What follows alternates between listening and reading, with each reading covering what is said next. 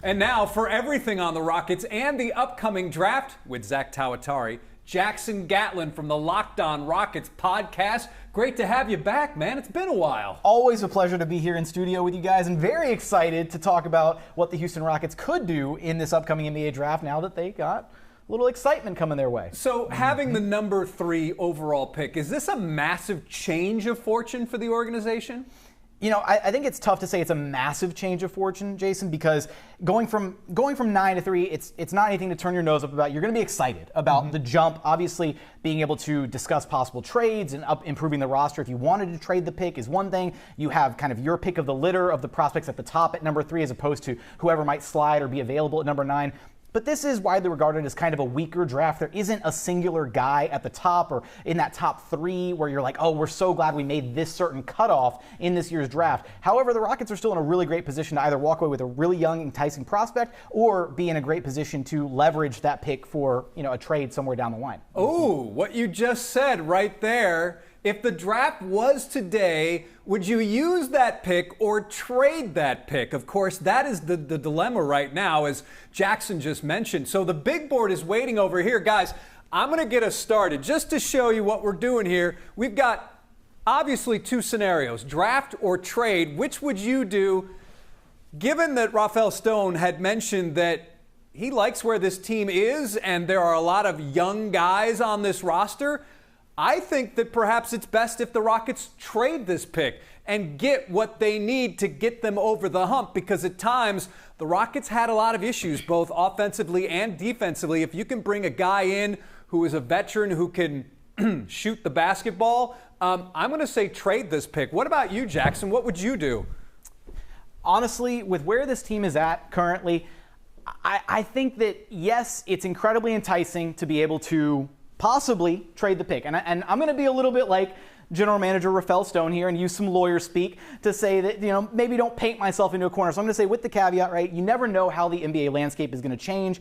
Star players become available every other week in the NBA, it seems. If there is a massive trade available and the Rockets could get a star caliber player to help this team move into their next level of being competitive and wanting to make a deep postseason run, then they should absolutely look at that. But when you look at the available talent in this year's draft, 2 guys come to mind for me, Alex Sarr and Donovan Clingan, as names that could fill kind of a niche role on this Rockets roster. You look at the depth of this team, they've got a ton of young talent at the guard spot with Jalen Green, Amin Thompson, Cam Whitmore, a ton of depth on the wings with Tari Eason and Jabari Smith Jr. But where they don't have kind of a plethora of young talent is that 5 spot. They've got Alperen Sengun, and then it kind of stops there as far as young talent. So if they could draft a young, exciting big man to back up Alperen Sengun, a guy that they could bring along a little slowly and really focus on his development, then that's the direction I'd like to see them go ultimately.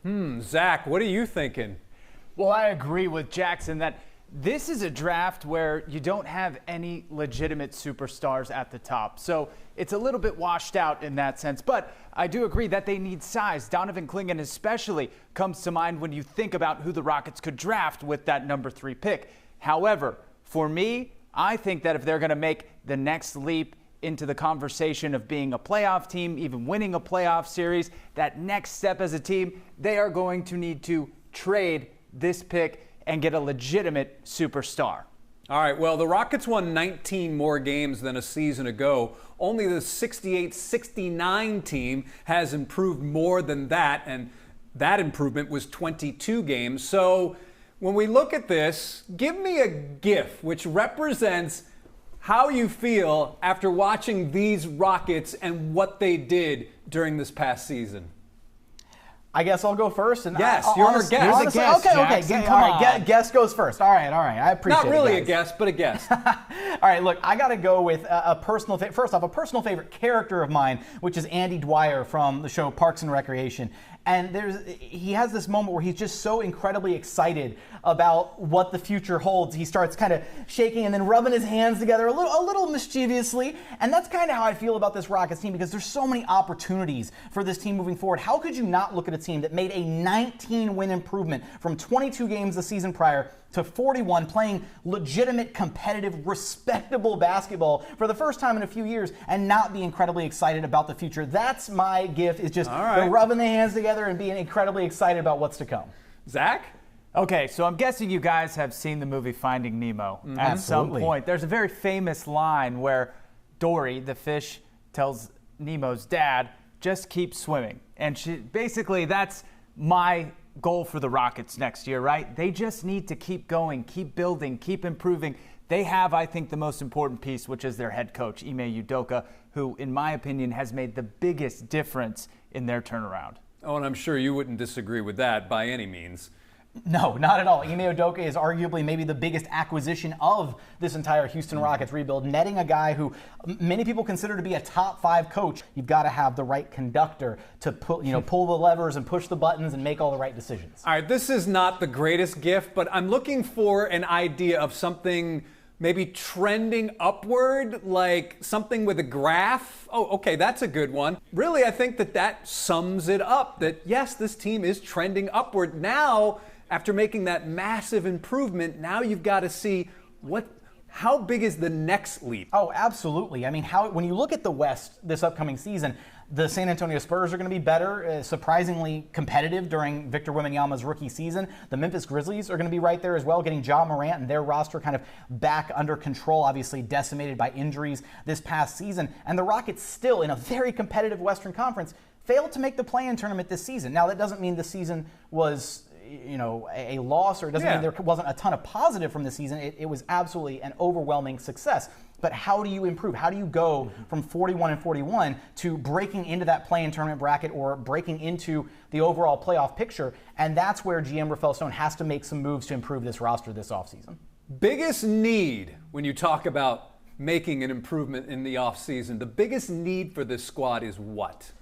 I think the squad had a glaring issue all season long, and that was that they couldn't shoot the basketball. Yeah, I guess we might just be right. All three of us saying that, or is that they need a shooter? They need a sniper? They need more than one sniper at this point, Jason, because you look up and down on this roster, and for the first half or so of this past season, it's almost like the Rockets were stuck in the 90s, playing this kind of gritty, grinded-out style of basketball where they were winning a lot of games defensively, and that was really exciting to see this team lock down and be able to play games and win games with their defense. But you couldn't help but sit there and imagine, man, if they had some shooters, some guys to knock down these wide open shots that Alperen Sengun and Fred VanVleet and Jalen Green were generating offensively due to their scoring gravity, their creativity, creating open shots and opportunities for their teammates, how much better this team would have been overall. Now, maybe they can just improve internally. We know that assistant coach Ben Sullivan is lauded as a renowned shooting coach around the NBA, so maybe just another offseason of doing work with him will get this team to where they need to be next year shooting-wise, but I do think that they need to add a movement shooter this offseason, somebody that can catch and shoot with reliability, somebody that can come off screen, somebody that can navigate an opposing defense and kind of open things up for the other guys like Sengun, like Jalen Green on this roster.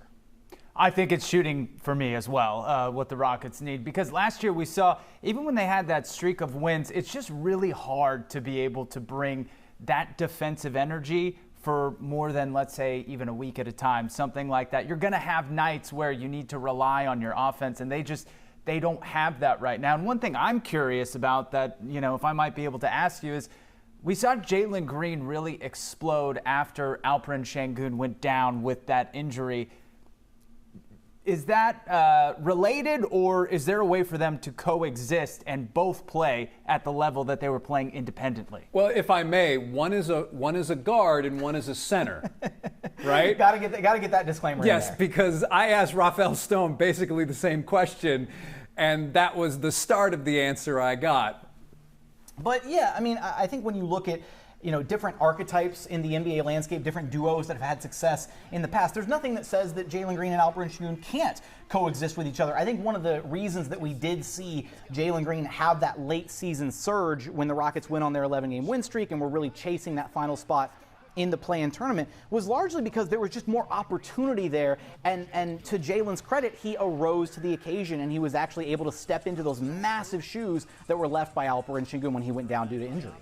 So again, number 3 overall is a very pleasant surprise for these Rockets, given where they could have picked, and now it's all about scouting and making that selection in late June. He is Jackson Gatlin from the Locked On Rockets podcast, also Locked On NBA Monday, so I'm assuming You're on another show on Mondays. Yes, another show on Mondays. Yeah, a busy guy over here. All right, Jackson, as always, thanks for being with us on Sports Extra. Always a pleasure. Thanks for having me, guys.